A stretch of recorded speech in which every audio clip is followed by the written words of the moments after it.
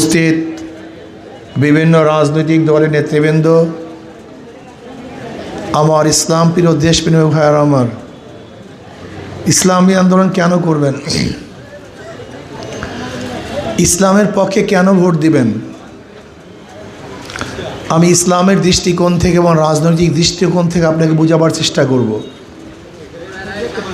ইসলামী দৃষ্টিকোণ থেকে একজন মুসলমান ইসলামের বাহিরে যাওয়ার কোনো সুযোগ নেই। কি কথা বলেন না কেন? ধরে নেন আমি একজন মুসলমানের কাছে প্রশ্ন করছি, তুমি কি ইসলাম চাও? সে কি বলবে? যদি বলে চাই না, ভেসাল আছে নাকি ভাই? যদি একজন মুসলমানকে আমি প্রশ্ন করি, তুমি কোরআন ও সুন্নাহ চাও কি চাও না, সে কি বলবে? যদি বলি চাই না। কি কথা বলেন না কেন? ভেজাল আছে। যদি আমি একজন মুসলমানকে প্রশ্ন করি, তুমি আল্লাহর নবীকে নেতা মানো কি মানো না, সে কি বলবে? যদি বলে মানি না। ভেজাল আছে। তো একজন মুসলমান তো ইসলামের বাইরে যাওয়ার কোনো সুযোগই নেই। বিএনপি কি বলবে? আমরা ডেমোক্রেসি চাই। কি চাই ভাই? ডেমোক্রেসি মানে গণতন্ত্র। গণ মানে জনগণ, তন্ত্র মানে আইন। তারা কি চায়? জনগণের আইন চায়। আমরা কি বললাম? ইসলাম চাই। তো একজন মুসলমান কি জনগণের আইন চাবে না ইসলাম চাবে? এই জন্য একজন মুসলমান ইসলামের বাইরে যাওয়ার কোনো সুযোগ নেই। যদি আমি প্রশ্ন করি, ভাই গণতন্ত্রের আবিষ্কারক কে, প্রণয়ন কে করছে? বলবে Abraham Lincoln, Socrates, Plato, Aristotle, Montesquieu, Locke, Rousseau এরা। আর আমি বলবো ইসলামের প্রবক্তা কে? বলবেন নবী আলাইহিসসালাতু ওয়াসসালাম। কি কথা ঠিক না? এখন আপনাদের ধারণা কি আমি এইমাত্র যে কথাগুলি বললাম, একজন মুসলমান কি ইসলামের বাইরে যাওয়ার কোনো সুযোগ আছে? কোনো সুযোগ নেই। হ্যাঁ, ইসলামকে বাদ দিয়ে যাওয়ার সুযোগ আছে, সেটা ভিন্ন কথা। সে যেতে পারেন, কোনো সমস্যা নেই। একজন মুসলমান সেকুলারের মধ্যে যেতে পারে না। সেকুলারিজম, সেকুলারিজমের অর্থ হলো ধর্মহীনতা। ধর্মহীনতা, যদিও আমরা বলি ধর্মনিরপেক্ষতা, এটা ভুল। সেকুলারের মূল মিনিংস হলো ধর্মহীনতা। যেখানে ধর্ম আছে সেখানে সেকুলার নাই, যেখানে সেকুলার আছে সেখানে ধর্ম নেই। বুঝাতে পারিনি? আমি তো মুসলমান, আমি আমার ধর্মের পক্ষে। একজন খ্রিস্টান, খ্রিস্টান ধর্মের পক্ষে। একজন ইহুদি ধর্মের কি ভাই? আপনার ধর্মের পক্ষে না নাকি ভাই? হিন্দু ধর্মের, খ্রিস্টান খ্রিস্টান ধর্মের। এর জন্য কোনো ধার্মিক নিরপেক্ষ না। যে নিরপেক্ষ সে ধার্মিক না। কি কথা বলি? কোনো ধার্মিক নিরপেক্ষ না। যে নিরপেক্ষ সে ধার্মিক না। একমাত্র নাস্তিকটাই নিরপেক্ষ হতে পারে, কোনো ধার্মিক নিরপেক্ষ হতে পারে না। এর জন্য একজন মুসলমানের সেকুলারিজম, ধর্মনিরপেক্ষবাদী হওয়ার কোনো সুযোগ। এখন প্রশ্ন করতে পারে, হুজুর হিন্দুরা ইসলাম কেন করবে? প্রশ্ন এখানে। খ্রিস্টানরা হাত পাকায় কেন ভোট দিবে? প্রশ্ন এখানে। মুসলমান তো ইসলামের বাইরে ভোট দেওয়ার কোনো সুযোগই নাই। ভোট মানে কি? সমর্থন করা। ভোট মানে কি? সাক্ষ্য দেওয়া। ভোট মানে কি? সহযোগিতা করা। কথা ঠিক না? ভোট মানে সমর্থন করা। আমি কি বললাম? আমাকে ভোট দাও, আমি গণতন্ত্র প্রতিষ্ঠিত করব। আমাকে ভোট দাও, আমি সেকুলারিজম, ধর্মনিরপেক্ষবাদ প্রতিষ্ঠিত করব। আমাকে ভোট দাও, আমি কমিউনিজম প্রতিষ্ঠিত করব। আমাকে ভোট দাও, আমি ইসলাম প্রতিষ্ঠিত করব। এখন আপনি কাকে ভোট দেবেন? যদি অন্য জায়গায় ভোট দেন, তো ইসলামকে অস্বীকার করে আপনি অন্য কোনো জিনিসকে গ্রহণ করেছেন। আপনি ভেবেছেন কি ভোটটা একটা সিল? আমাদের দেশের মানুষকে জাহেল, এরা মনে করে ভোট মানে একটা সিল দিলাম বাস, উৎসব মানে ওই যে দুর্গা পূজার উৎসব আছে না, এরকম মনে একটা উৎসব মনে করছে। আসলে ভোটটা তো উৎসব না, মারাত্মক ব্যাপার। ধরে নেন এখানে আমরা যারা আছি, একটা সংসদ। এটা কি ভাই? সংসদ। আপনারা সবাই সংসদ সদস্য। কি খুশি হয়েছেন না? আমরা সবাই সংসদ সদস্য। ধরেন আমি স্পিকার, আমি বিল উত্থাপন করলাম, ভাই আল্লাহ বলতে কিছু নেই। কথা বলেন না কেন? কি বিল আনলাম? আল্লাহ বলতে কে কে এর সমর্থনে আছেন যদি হাত তুলেন? অবস্থাটা কি? আপনি তো শুধু হাত তুলছেন, সমস্যা আছে কোনো? কথা কয় হাত তুলে সমস্যা আছে? তা সংসদে কি বলেন তো? এই বিল উত্থাপন করলাম, হাত তুলেন, এই হা যুক্ত হয়েছে, হা যুক্ত হয়েছে নাকি? তার মানে হাত তোলাটা মারাত্মক। এতে ইমান যেতেও পারে, থাকতেও পারে। কি কথা ঠিক না? ইসলাম থাকতেও পারে। তাই সিলটা কি?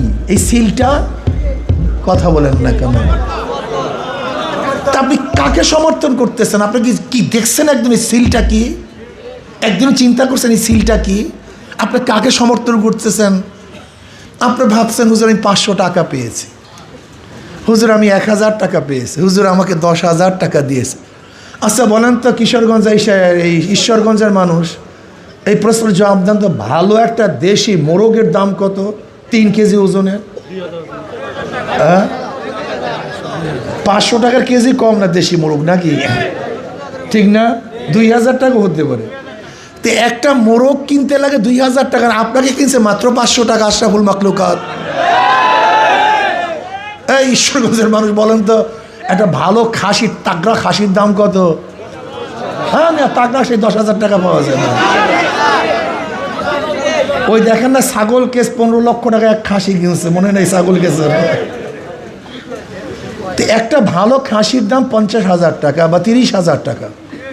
একটা খাসি কিনতে, একটা পাঠা কিনতে, এই যে হিন্দুরা পাঠা বলি দেয় না, ওই দেখছি পাঠার দাম অনেক বাড়ছে। কেন? গণনা কি বলে? হিন্দুদের কালী পূজা আসছে, পাঠা বলি দেবে। দাম কত? 1,50,000 80,000 টাকা একটা পাঠা।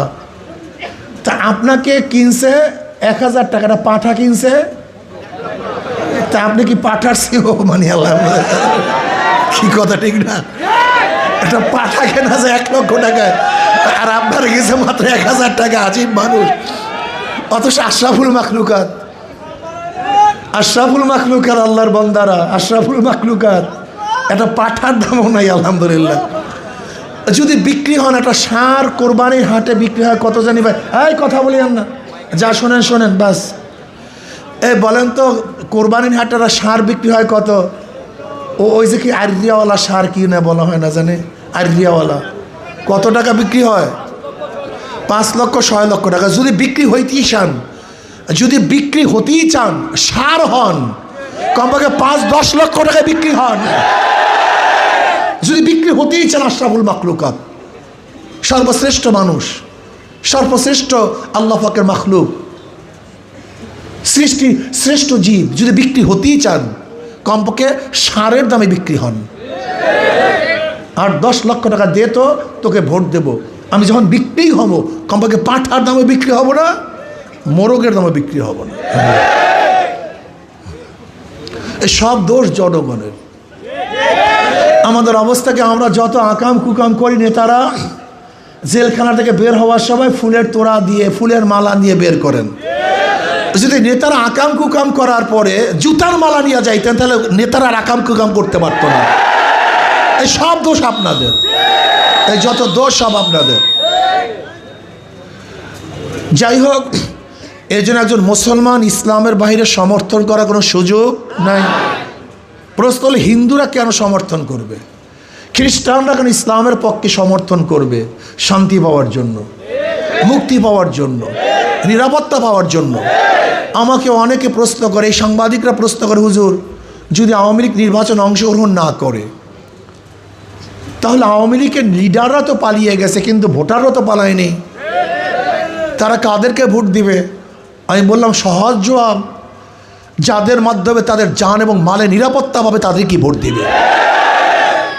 যাদের মাধ্যমে, এই মুফতি হাবিবুল্লাহ, আপনাদের ধারণা কি এ সংসদে গেলে চুরি করবে নাকি ভাই? এই কালাসার তুমি দাঁড়াও বাবা, এই যে তোমার কালাসার দাঁড়াও তুমি বাবা, তোমার ধারণা কি হাবিবুল্লাহ? আপনি বসেন, এই হাবিবুল্লাহ যদি সংসদে যায় চুরি করবে, তুমি কও? এই দেখেন ওই ছেলেটা, এই যে সবুজ, তুমি বলো বাবা, এই যে তুমি এই যে ছাত্রটা বলো, এই হাবিবুল্লাহ যদি এই সংসদে যায় ও চুরি করবে? দেখেন ছোট্ট একটা বাচ্চা, ওর মনের মধ্যে সাক্ষী। শোনেন, মনকে ধোকা দেয়া যায় না। কিন্তু আমরা মনের সাথে ধোঁকাবাজি করি, কথা ঠিক না? আচ্ছা তোমরা সবাই বল, হাবিবুল্লাহ যদি সংসদে যায় ওকে জুলুম করবে, অত্যাচার করবে, এই দেশের টাকা লুটপাট করবে, খুনের রক্ত ওর হাতের মধ্যে আছে, জুলুমের কোনো ছাপ ওর হাতের মধ্যে আছে না? তো ও তো পরিষ্কার। কিন্তু যাদেরকে ভোট দেওয়ারা জালেম, গুন্ডা, বদমাশ, খুনি, ওরা দেশকে লুটপাটের স্বর্গরাজ্য কায়েম করেছে। আমি বিশ্বাস করি যদি আজকে ঈশ্বর গজামা সক্য হন, গরিব আমি সবচেয়ে আশ্চর্য হয়ে যে গরিবদের জন্য সবচেয়ে বেশি আমার কষ্ট লাগে, গরিবদের জন্য। নিজের ভালো তো পাগলেও বুঝে, কিন্তু গরিবরা নিজের ভালোটাও বুঝে না। ইসলামের গোটা অর্থনীতি গরিবদের জন্য। পুঁজিবাজি অর্থনীতি কিয়ামত পর্যন্ত চলবে। এই যে ধরে নেন বেসিক ব্যাংক লিমিটেড, আপনি এখানে যাবেন, ম্যানেজার সাহেব আমাকে 10 লক্ষ টাকা লোন দেন। ম্যানেজার সাহেব কি বলবে? লোন দেবো তো মর্গেজ দেন। আপনি বলবেন আমি তো গরিব মানুষ। গরিবদের জন্য ব্যাংকের টাকা নেই। ব্যাংক তাকেই দেয় যার আছে, যার নাই ব্যাংক তাকে দেয় না।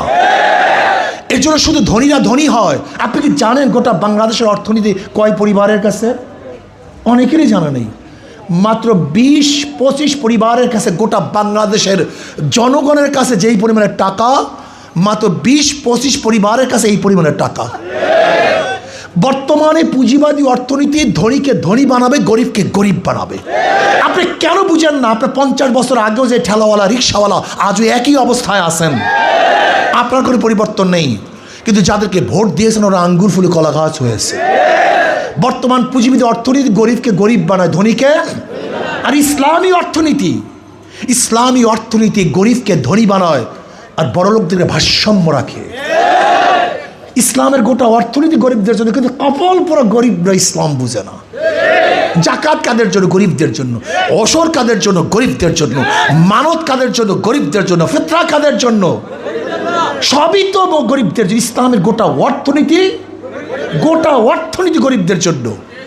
আমার নবী গরিবও ছিলেন, আমার নবী এতিমও ছিলেন। যেহেতু আমার নবী গরিব ছিলেন, আমার নবীর গোটা অর্থনীতি, গোটা সুযোগ সুবিধা গরিবদের জন্য। অথচ গরিব ইসলাম বোঝে না।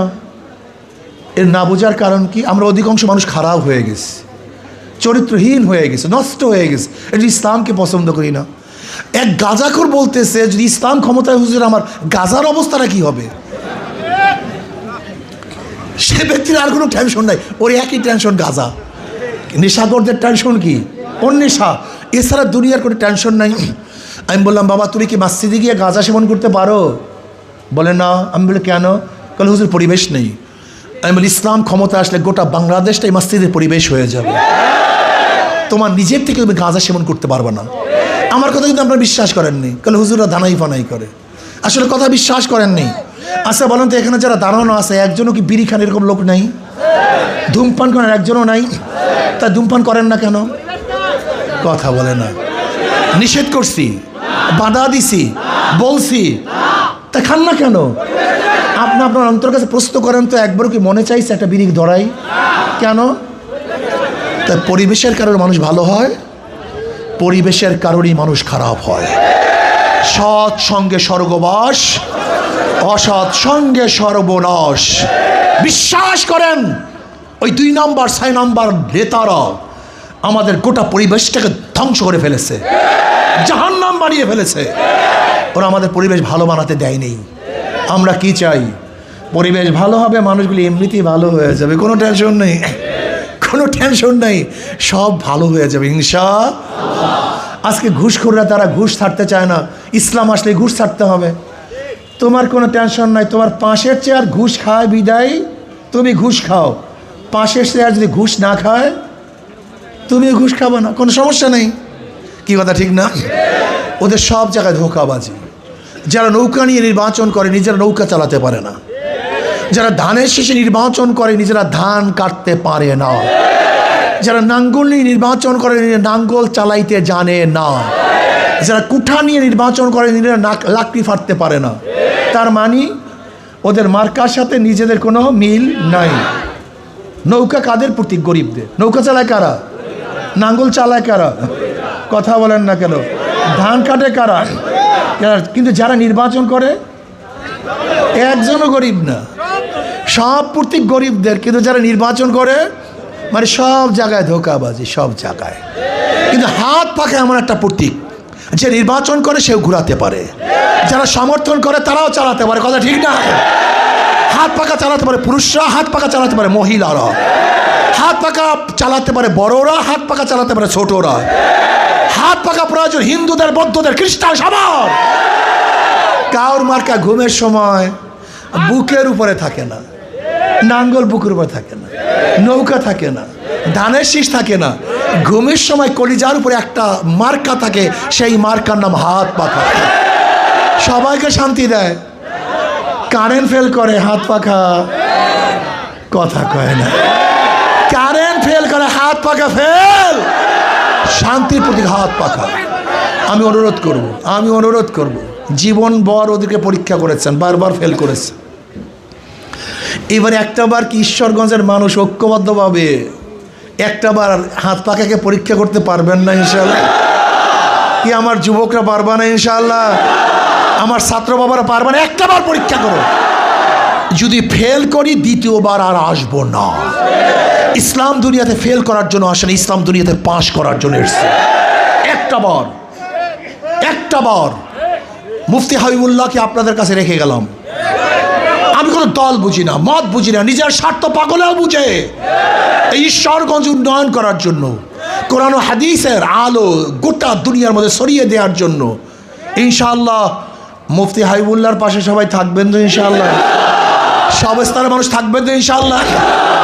আমি কেন দেখতে পারি, আল্লাহকে সাক্ষী রাখতে পারি না? নারায়ে তাকবীর, দুই হাত তুলে নারায়ে তাকবীর, নারায়ে তাকবীর। সব মার্কা দেখা শেষ, হাত পাখার বাংলাদেশ। সব মার্কা দেখা শেষ, হাত পাখার বাংলাদেশ। আল্লাহ আমাকে এবং আমাদের সবাইকে কবুল করে নেন। ঐক্যবদ্ধভাবে ইসলাম দলগুলো ঐক্যবদ্ধভাবে ইনশাআল্লাহ এবার একটা অংশ দেওয়ার চেষ্টা করব। আল্লাহ আমাদের সবাইকে কবুল করে নেন। আল্লাহুম্মা